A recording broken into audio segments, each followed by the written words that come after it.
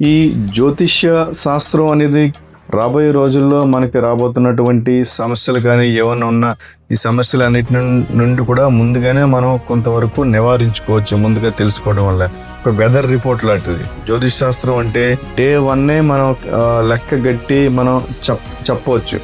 అలాంటిదే ఈ జ్యోతిష్ శాస్త్రం. 4th టైం కూడా సేమ్ అవుతారని చాలా మంది అనుకున్నారు.